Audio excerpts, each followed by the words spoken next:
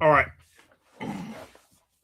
So, first off, before we get into the video, I want to just thank everybody for hitting the subscribe button.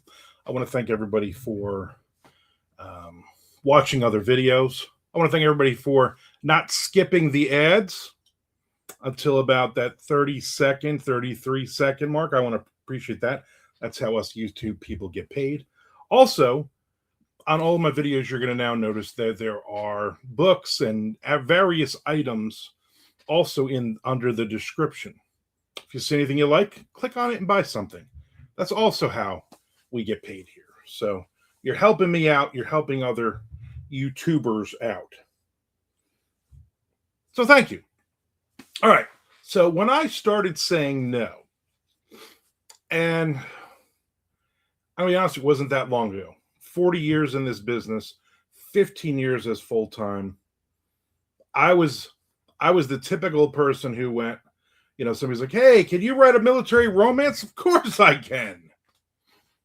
And how much? How much am I getting paid for this? Of course I can do this.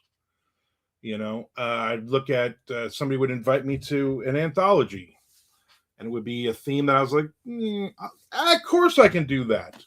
Hey, I want to invite you to this anthology, but it's going to be extreme horror. We're gonna get into splatter punk, extreme horror stuff here. You want to write something? Of course I do. And I would just take on anything and everything. I have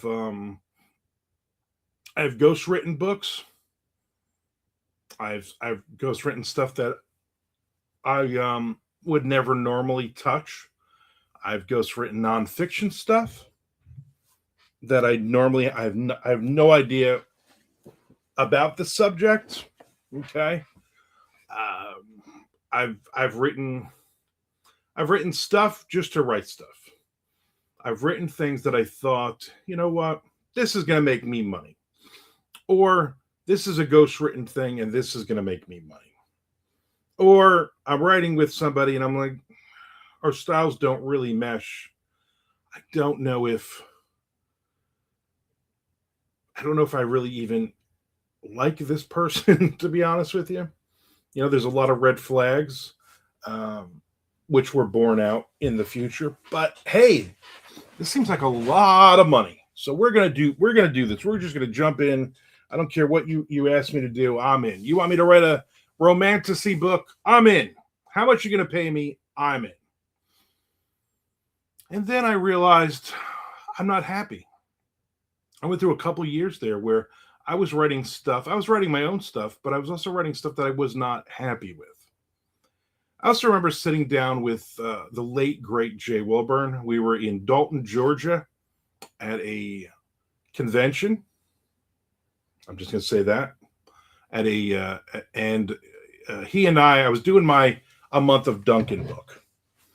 And he was one of the, of course I wanted to have him in the book, one of the interviews. And we went to a Duncan, the two of us, and I interviewed him about ghostwriting. And Jay at that point was doing mostly ghostwriting. I mean, he went through probably a couple years where he didn't release anything but he was writing, 500,000 words easily every year, but it was for other people. And it was to take care of his family. He knew he didn't have forever to live, and he wanted to sock away as much money as possible. So he was doing books that he absolutely hated. He was doing nonfiction things, and he was interviewing people that he admitted I wouldn't even. If I was in a room with this person, I hear them, I would walk out of the room.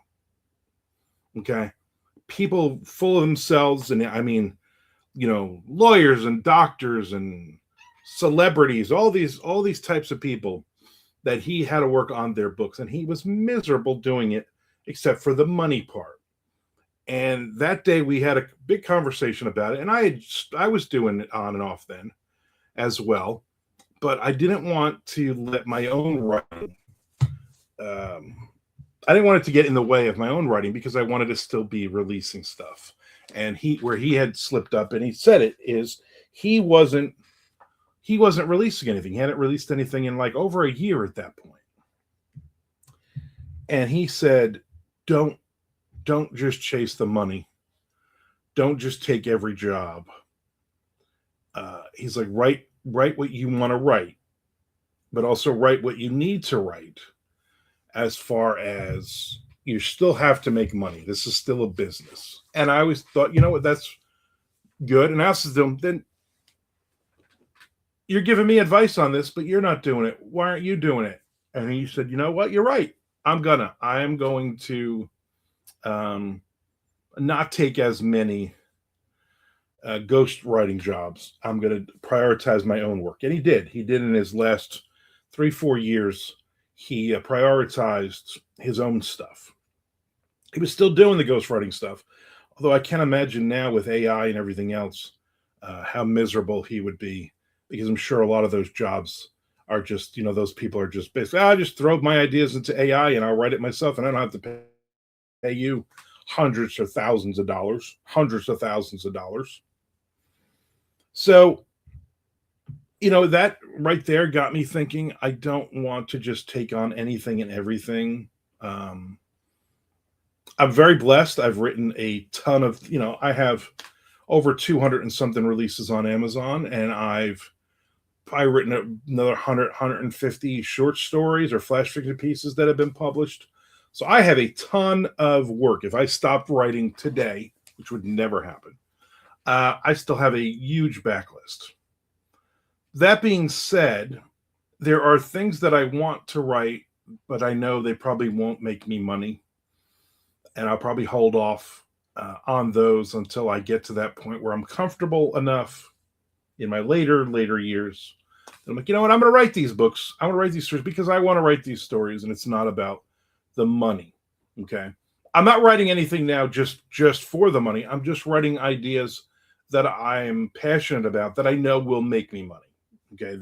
I don't want you to get the wrong idea. Like, oh, he's just chasing the dollar. I'm not, but I'm also not trying to write stuff that I'm not comfortable with. I'm also not trying to go, you know what? Oh, you're going to pay me whatever. So yeah, I'll write this, extreme horror story because you invited me. And I feel honored that you would invite me to an anthology, but sometimes I'm just going to have to just learn to say no. I've done it a couple times now in the last year. Someone has invited me to an anthology, a horror anthology. And I was like, you know what? I don't have an idea for that. I'm really not interested. It's not even a money thing. The last thing I probably did was the zombie flesh cult for Evil Cookie. And I wanted to write that. I knew, hey, listen, we're probably not going to make a lot of money on this. It's an extreme zombie story with very specific, a very specific rules for it. But it's a novella. It's like 10,000 words, I think it was. I'm like, I can knock this off. I can do this. I would enjoy writing this. It's not about the money. It's about, I'm going to do this. I'm going to do this book. K. Trap Jones, Kenzie Jennings, Lucas Milliron, the four of us, all from Florida, different parts of Florida. It'd be a cool, fun book. Is it a moneymaker? No. But was it fun? Yes. But would I do it again? I don't know if I would, to be honest with you. Because again, I think it falls under I know we're not going to make money on this. I know this is not going to be something that, probably is going to be, great. I mean, I did a video already on why I'm no longer self-publishing and why I'm writing crime thrillers instead of horror. And then I put out another horror thing and an extreme horror thing. And it's my loyalty to K. Trap Jones and Evil Cookie, his publishing company. And that's what that is. I put out a couple of other things in his anthologies that were extreme horror that, looking back, I probably shouldn't have written. People like the stories. I just don't want to be known for those types of stories. Years and years ago, when I started doing the Dying Days books, and there weren't a ton of zombie books, there's one every 5 seconds somebody's releasing now. Even, zombies are dead. No, they're not. Everybody's still reading this stuff. I never wanted to be known as the zombie guy. I never wanted to be known as a zombie writer. I wanted to be known as a writer. Even then I would have taken, I want to be known as a horror author because that's what I was doing. I'm not cutting any of this out. But, looking back at my career, looking back at the stuff I've written, there's a lot of stuff that isn't on brand anymore. As you've been doing this for so long, what do I have on me? Doing this for so long, I realized that there's things in my catalog, in my backlist that maybe shouldn't be there anymore. And I got rid of a lot of stuff. Believe me, there's 200 and something releases on Amazon, but I got rid of like over 40 different books and novellas and short story collections and different things over the years. And I'm like, this isn't really on brand for me anymore. And I'm sure I could do it again. I'm sure I can draw that line and say, okay, anything under this, number of sales for the last year or two. I'm not making any money on this stuff, and it's just there's too many choices. You get to the point where you have too many choices. I did a book signing, my first last weekend, and I think I had too many books on the table. Jay Wilburn always yelled at me for that. He's like, "Why do you got to put 37 books on the table? Just put like 3-4 series tops. Don't put 15 different things. You're giving people a reason to walk away from the table." And I saw a lot of people there that had one book. Now, a lot of them were children's books. They had one book and they sold that book and they were excited. They were like, "Oh my God, you got so many books." But I'm like, this is nothing. So, starting to say no was, I'm not doing any more book signings. I'm done. Now, is that etched in stone? No. I mean, I could do something. I see a couple of things here in Florida. I'm like, no, that looks no, I'm not. Nope, not going to do it. I might go just to show my support, especially if I know some authors there. I might go and hang out kind of thing. But I don't want to do a book signing. And it's the point of just saying no.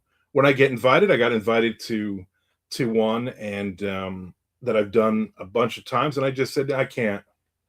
I appreciate I'm busy that weekend. I wasn't busy that weekend, but I don't want to do all that. There's a lot of stuff in the career that I just don't want to do anymore for various reasons, and I don't have to explain them to anybody. They're my reasons, and that's, I think, is good enough. I don't have to, I had another author local. He was like, "Oh, I'm doing consignment at a bookstore."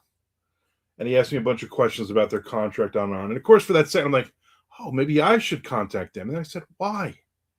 Why do all that work?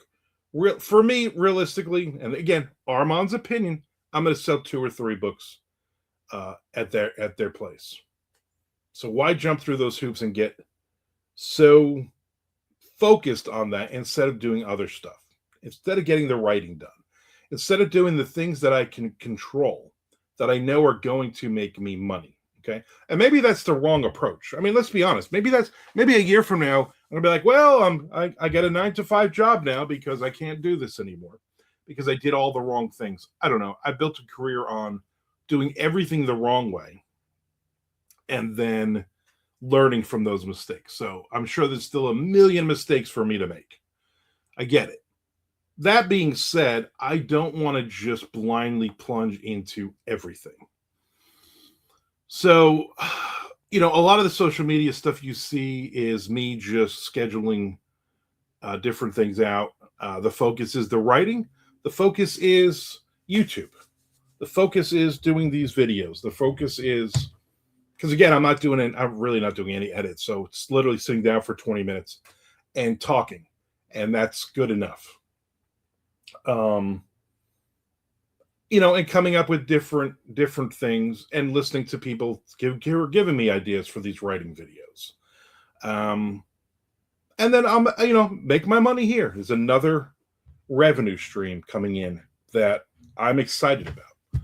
And without having to do 1,000 different ones, or without having to do all the bookstores in the world, and without having to go wide and do on and all these things. I don't want to do all these things. Okay. Yeah, my wife would love if I made $1 million a year. She'd love if I made 6 figures a year doing this, to be honest with you. I don't want to kill myself doing that. I don't want to beat myself up. I have enough stress. I have enough depression. I have enough anxiety in my life to not have to worry about doing all these other things, keeping up with the Joneses, as us young kids say. I don't want to do all that. I just want to be happy. I just want to write my books, and I hope that people will buy my books and read my books. That being said, I really look at everything coming and I say, I don't want to do any more of these things. I want to go to, I'm not doing NINC this year. I've done it the last 3-4 years. And why my wife loves hitting the beach in Tampa. I'm like, I don't want to do it this year, and I'm not going to. So I'll skip a year. I might never go back. I might go every other year. I don't know. It's up to me. Is what am I going to get out of this? Okay. I learn something every year. I'm not saying it's a bad conference. It's a great conference. I just don't want to do it every year. I don't want to do anything every year. VoucherCon, I'm skipping this year. It's in Calgary. I'm not going to Calgary. That's too far. The following year, though, 2027, we're in Washington, D.C. Yeah. I already signed us up, me and my wife, up for that one. I'll do that one because I want to do it. Because it's not, I have to do everything. Scares the Care, AuthorCon, I haven't done it in a couple years. I probably, to be honest with you, that's not my crowd anymore. I probably won't do it anymore. But it's the just being able to be comfortable to say, no thanks. That's not for me anymore. Things change. My stuff changes. I get authors all the time, local, that hang, let's do a book signing. Let's do this. Not interested. You go do it. If you're to the point in your career, you're to the point in your thinking that you need to do these book signings, knock yourself out. I'll come visit you. I'll come say hi. But I'm not to the point where I'm like, well, I'm going to go and I'm going to sign up and I'm going to sit there for 6 hours at a table and sell 3 books. And again, this might be the wrong thing because I've sold 40 books, 50 books. I've sold tons of books at certain signings. I've done quite well and I've gained fans. So it might be short-sighted, but it also might be more realistic as I get older I don't want to do a multitude of signings. I'm also an old man. There's a couple of authors. If you know me, you know exactly who I'm talking about. They haven't had a book out in 2-3 years, and they're still doing like every other weekend. They're out there, and I'm thinking, what are you selling?